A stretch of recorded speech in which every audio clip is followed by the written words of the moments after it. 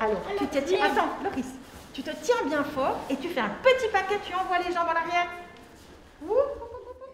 Des enfants qui parcourent une forêt imaginaire, c'est ça aussi le yoga. Ressentir son corps, renforcer sa capacité d'imagination, se sentir uni à la nature.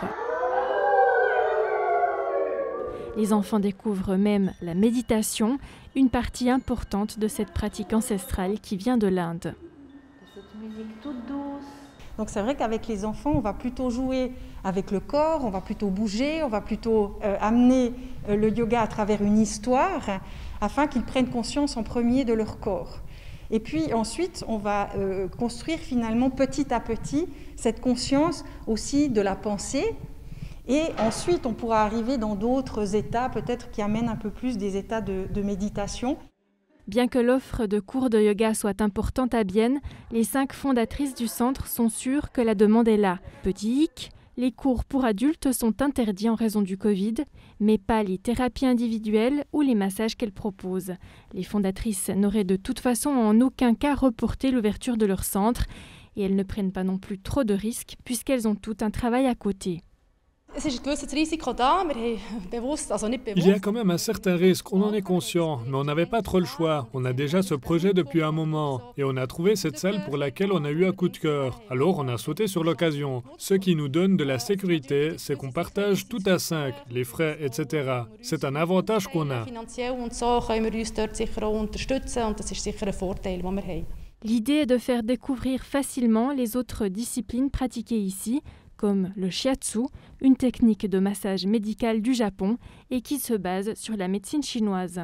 Le but du shiatsu, c'est de rééquilibrer les énergies dans le corps, par pression des mains, des doigts, par mobilisation. Voilà.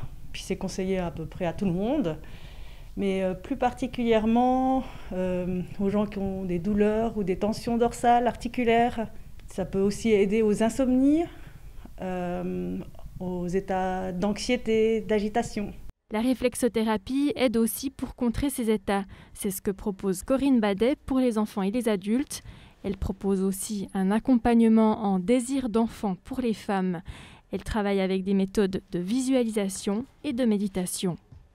Donc là, je demande souvent à la cliente on commence comme ça, elle choisit une image, comment elle se sent actuellement et comment elle aimerait se sentir. Donc on peut partir de là et d'essayer de faire des exercices de visualisation et des exercices aussi de méditation pour se recentrer et puis pour surtout atténuer le stress parce qu'elles subissent beaucoup de pression de l'entourage et souvent c'est vraiment pas facile de traverser cette période-là.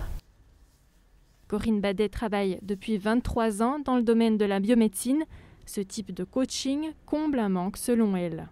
Souvent, on est soit dans le milieu médical, en PMA, soit si on rencontre des problèmes, on va peut-être chez un psychologue, mais il n'y a rien entre, il n'y a vraiment rien entre. Et je pense que c'est des thérapies qui peuvent vraiment simplement aider à se recentrer, à se remplir d'ondes positives, à déstresser. Je crois que c'est ça qui est vraiment le plus important. Le centre Taoma veut être un lieu de rencontre pour des personnes d'âge différents, ce qui sera possible le 22 mars peut-être si le gouvernement décide d'alléger ces mesures pour les salles de yoga, danse ou fitness.